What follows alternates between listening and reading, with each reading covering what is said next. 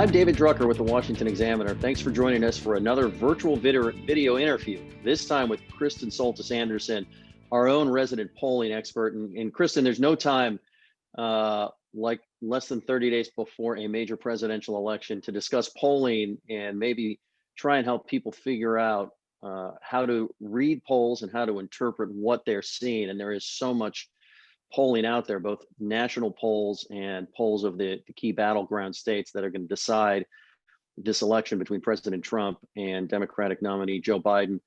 Let me cover one area where I get a lot of feedback and have you address that first. And that is, a poll will come out, and if somebody does not like what the poll is telling them, they will say that, well, this isn't what's going to happen on election day. How do you handle that question?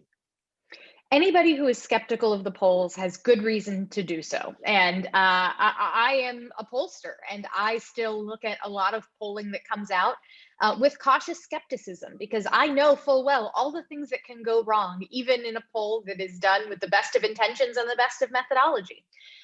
But generally, I encourage folks not to cherry pick the polls that they choose to trust or distrust. A lot of times folks will have problems with polls, but it's specifically with polls that have results that they find unpleasant or does not suit their worldview. And I always encourage folks to sort of apply their skepticism equally to polls both that they like and that they don't like. And folks on both sides of the aisle are guilty of this all the time, that we wind up in the world of unskewing polls where people want to unskew the things that they don't like. Generally, I tell folks that the best thing they can be doing at this point is, rather than worrying about any one individual poll that may or may not suit your tastes, take a look at the broad landscape. Look at all of the polling that's coming out, especially this time of year, this close to the election. Media outlets, universities, anybody who has the ability to conduct a poll is doing so and pumping data out into the universe. And so there's plenty out there that is going to tell very different stories about the election. I think if you look at the last 7 or 8 polls that have come out at the national level, they tell stories from Biden up by double digits to it being still, kind of a within margin of error race. Those polls are all conducted at in different methodological formats and such, but nonetheless, they give a really wide range of things that could happen in this election, which to me just underscores the uncertainty. Biden is certainly favored right now, but be a smart consumer of polls, take them all in, be skeptical, cautiously skeptical of all of them, but let the trend lines tell you where things are headed. Isn't it possible that if we stipulate for the sake of argument that one poll is accurate, that it could be accurate today, but that because campaigns are dynamic, circumstances change, voters' viewpoints change, that just because you're ahead or behind, let's say 2 months before election day, you can win on election day, but it doesn't mean the poll that came that 2 months prior was incorrect? Isn't it possible that that's just where voters were at that time? Absolutely. And there's actually some evidence that that's what happened with the polling errors in 2016, that you had in a number of these blue wall states, a lot of folks who were late deciders. They were undecided. They weren't sure what they wanted to do. And it was right at the end that they decided, you know what, I want big, bold change. Donald Trump is my guy. And so that is combined with a couple of other factors. One of the biggest things that pollsters believe was a driver of polling error in the blue wall states. There just wasn't enough polling being done right up until the bitter end, and so late movement was missed. And certainly, pollsters, you want to be doing research at this stage of the game to know the lay of the land, but a poll taken this far out is not predictive of anything. I believe the polls at this stage in the game a year or 4 years ago showed Hillary Clinton up by double-digit margins. And then, of course, those numbers begin to close and close and close and close as you got closer to election day. So what you're looking for in the polls right now is not necessarily, oh, this is exactly what would happen on election day, because today is not election day. But what you're looking for is, are there shifts? Are things moving one direction or the other? Even if you're down, you'd much rather be in a position where the polls are moving in your direction as you approach the election itself, And so that's what you ought to be looking for. The caveat to that is that this has been a very stable election. Think about how completely unstable this year has been. People forget we impeached the president earlier this year. That happened in 2020. President Trump was impeached. And yet out of that, he actually got a bit of a polling boost coming out of impeachment. It was around the time of the Democratic primary. Voters were not crazy about what they were seeing on the Democratic primary stage. Then suddenly you have a pandemic, an economic collapse. You have the protests over the summer. You now have a Supreme Court fight that's about to really come into full swing. You have the president himself getting the coronavirus. All of these things have happened, and yet the polls have barely moved. So this is a race, I think, unlike 4 years ago, where you had a lot of voters that didn't like either candidate and they could truly swing back and forth. This time around, people know how they feel about President Trump one way or the other. They pretty much know how they're going to vote one way or the other. The question is making sure that folks on either side, do they feel motivated enough to participate and turn out? There are very few swing voters left at this stage of the game. How much anxiety does it generally cause you as a pollster when you're going into the field and the political environment is unsettled, even if, as you stated very accurately, this race has been rather stable? I mean, if you're going in and you give it some time for the Supreme Court justice vacancy to sort of sink in voters' minds so that whatever opinion you get is going to be after they've thought it out and they're not just reacting in the moment. And then right in the middle of that, it's finally settled. The president contracts the coronavirus. Other people around him contract the coronavirus. He's in the hospital. Maybe he's out of the hospital by the time you and I are done speaking. Does it make it hard for you not to trust that your results are correct for what they are, but that they're going to last for more than 5 minutes in terms of where voters are sitting? The shelf life of polling becomes shorter and shorter the crazier things become. Just to give you some sort of behind the scenes, pull back the curtain of what it's like to be a pollster in these times, we got the news that Ruth Bader Ginsburg had passed away on a Friday evening. We at Echelon were about to put a major poll into the field, and we had just finished that afternoon all of the testing and programming that you need to do before the survey goes live. We were planning to put it in the field over the weekend just to collect maybe 100 responses. Doing surveys over weekends isn't ideal, but you can use it just to test and make sure that your programming is right, that nothing looks squirrely or unusual, or maybe you've misworded something. And so we were ready to do that. And all of a sudden you have to go back and change your whole questionnaire because now suddenly this monumental news story has erupted. And so on a Friday night at 9 p.m., my staff and I were all on Slack together, pulling together, okay, well, how has Pew Research Center asked this question in the past? Well, the Monmouth poll asked about this after Scalia passed away. And we're going back and forth and we're debating what's the fairest way to ask a question when we don't even know. Should we be saying, well, given the president's nomination, because at that point, Trump had not even said he was going to fill the seat. I mean, presumably we assumed he was going to, but you are operating with incomplete information and you have to pick a certain point where you go, let's just field. You can't wait for a calm moment anymore in this environment. The thing that does make it a little better, again, is that stability I mentioned before. No matter what, even though after we came out of the field, you then had presidential debates, the president having the coronavirus himself. It wouldn't surprise me if we fielded our survey again this week and we found results that were not too terribly different. A very polarized political environment is bad in some ways, but it's very stable in others, and gives me a little more confidence that our data would have had more than just a day or two of shelf life. Let's talk about, and I don't want to get too wonky here because I'll bore people, but a lot of people will tell me, especially again, if they don't like a result, but even sometimes when they like the result, but they're afraid to believe it. Well, what can you really learn by talking to 800 people? Now, terms are thrown around, and particularly after 2016, we've learned to differentiate, at least the nerds among us, differentiate between voters who have a college degree or attended a 4-year school or attended school after high school, and voters without a college degree or never went to school after high school. That makes a big difference in who you're likely to support for president this year. But when you have a sample size, any sample size, obviously, you do the science in there and you figure out how it's representative of the state or the district or the country. What do you do? How can you sort of walk people through what you do so that you have some confidence that you're not overestimating or underestimating support for a candidate, particularly when you start to see results that change from what you might have expected? That's a great question. And there are a number of things that pollsters do and have been able to do for years that have helped us mostly get it on target. Again, you have moments like 2016 where you have this really big polling error in a handful of states that throws the forecasts way, way off.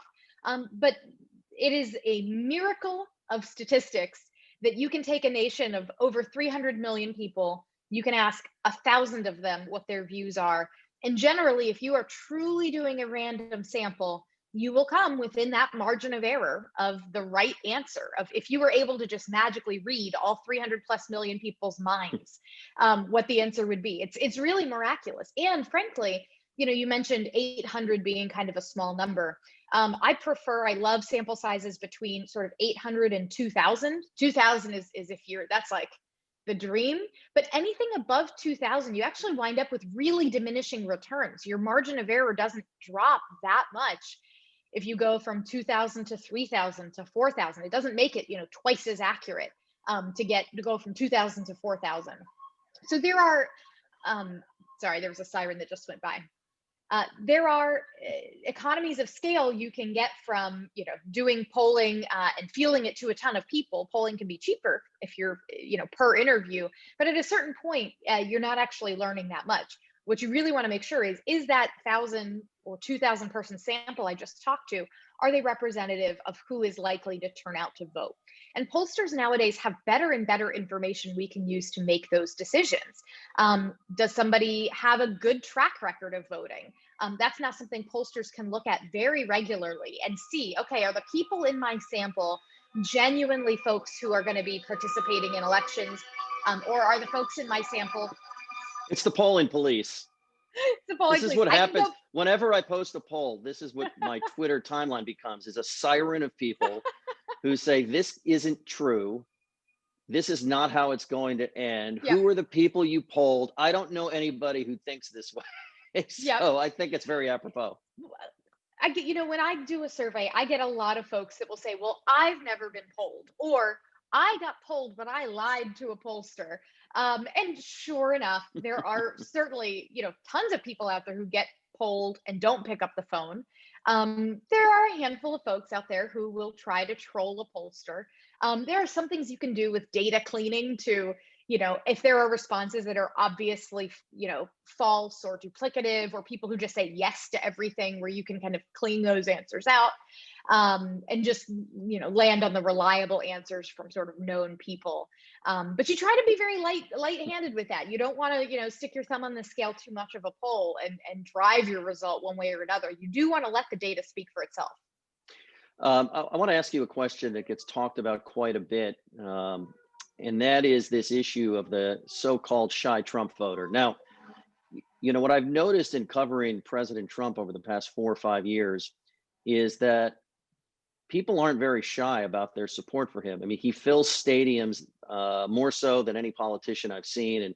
And I think really that means more so than even Barack Obama did during the 2008 campaign. If you take how often, and I think we would have seen this more without the pandemic, if you see how often President Trump can fill an arena or outdoor venue.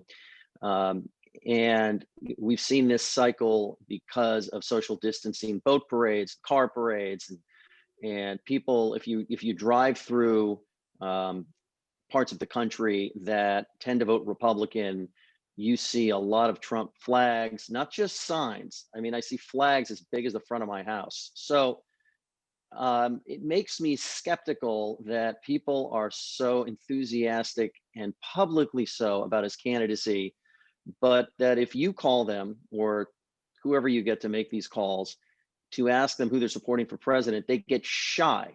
I could buy the idea that maybe they don't want to answer a pollster's question, or they don't trust you because they don't trust us in the media. But it would strike me as odd that they're so out front in every other facet of their life about how they feel about President Trump. But then when it comes to a poll, they're afraid that you're going to look down on them for their decision. But this is my analysis based on what I've covered. I wanted to see if what you found and what you think of the theory. Well, there are a lot of Americans who are not shy about their feelings about the president, one way or the other. But we do live in a moment where the emotional stakes around this election are extremely high. And that can lead some folks to feel uncomfortable, especially if you have this moment where, cancel culture or whatever we're calling it, has become more of a thing. If folks are worried, gosh, if I say that I support candidate X or candidate Y, am I going to be shunned by friends, family, my job? So I understand anybody who does not feel comfortable talking about their political views. The good news for pollsters is that for the most part, those who are willing to talk to pollsters are still a decent representation of which direction people are likely to go. And part of that is because while at the same time you may have a shy Trump effect, you can also have a shy Biden effect. Now, that was less of the case back in 2016. You did not have a ton of shy Clinton voters, but there also wasn't a lot of evidence that you had shy Trump voters in 2016 either. That most of that, as you mentioned, it was more about missing, people from certain demographic groups systematically in polls, and those being demographic groups that liked Trump a lot more. But what we're finding, there's a study that Morning Consult did where they reached out to folks to take a survey, and they reached out to people online, but then half of their sample, they said, we're going to have someone call you on the phone to do the survey. So you have to talk to a real person. And they found that there was not a big difference overall between how Trump did on the phone versus when you're not talking to another human being, where you'd think, oh, there's a little more anonymity there. But what they did find was that among wealthier respondents, there was more of a reluctance to mention Trump on the phone versus online. But among lower income respondents, it went the other direction. That actually there was something of a shy Biden effect among sort of the working class where, Trump has made real inroads. So there may be a shy Trump effect, but it may be getting counteracted by a shy Biden effect in other demographic groups. So this is something that as a pollster does make me nervous because we are in very divided times. But I don't think that there's not enough evidence of it for me to just say, let's throw all the polls out and ignore them. I still think the polls are a valuable guidepost for which direction the election is heading and are still worth looking at, even given some folks' reluctance to talk to us. Okay, Kristen, as we close out the conversation, I wanted to pose this question. We've seen nationally anywhere from a 6 to 8 point lead on average, Joe Biden over President Trump. We've seen a smaller but still durable lead in various battleground states, although I think President Trump may have an edge in Florida if you look at most of the recent polling. But I wanted to ask the question this way, if you're a Trump supporter believing the polls are right, but hoping that something's about to change or that something maybe is being missed. So maybe you're thinking, okay, I guess I believe the polls, but I sure hope they're wrong. What might the polls be missing? And by the same token, I guess it's the other side of the coin. You're a Biden voter. You're cautiously optimistic about what you're seeing from the polls, but you're worried that something is amiss. What are the things that could be amiss? And I guess related to that, is it possible that the polling is because of the concern of repeating what many people feel happened in 2016? Is it possible Biden may end up doing better than we believe based on the polling we're seeing? Now, you would be totally within your rights to feel a sense of deja vu, regardless of who you're supporting. That, hey, don't things feel like 4 years ago? Wasn't everybody saying that Hillary Clinton was definitely going to win back then?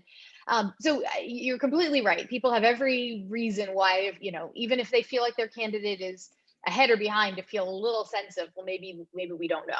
I think this time around, if the polls are off, it would likely be a couple of factors. One is the complete uncertainty around turnout, but moreover, things like mail-in voting and ballots being counted that way. I've seen reports, and I wrote a column for the Examiner about this very recently, that in a state like Pennsylvania, with a relatively complicated mail-in voting system where people have to send their ballot back inside an envelope, inside another envelope, and if it's missing, then the ballot gets thrown out. Those sorts of things, as a pollster, I can model for whether you are likely or not likely to vote. but I can't model for whether you are likely or unlikely to follow the state of Pennsylvania's rules for using envelopes. The So naked that ballot issue. the naked ballot issue. And if that winds up being something where you have 5% of mail in ballots getting thrown out, that could cause a change in the election that is something pollsters can't predict. What if we have a lot of folks that decide, they say they're very enthusiastic, they're very fired up to vote, and we are projecting a high turnout election, but there's an outbreak in a key swing state and people decide to stay home. You've got in Wisconsin right now rising COVID cases. Wisconsin is a state that is going to play a huge role in Trump's ability to hang on to the White House or Biden's ability to pick it up. If COVID cases have surged in particularly electorally important places, that could also throw off pollsters' turnout assumptions. So there are a number of things that make me nervous about pollsters' ability to predict what's going to happen in this election. Again, I still think there's a lot of value in polling, but don't take it as gospel. Consume it with cautious optimism. Kristen Soltis Anderson is a columnist for the Washington Examiner. She's our resident polling expert. She is a pollster. She's also a Fox News contributor. Kristen, thanks so much for joining us here on the Washington Examiner's virtual video series. Thank you.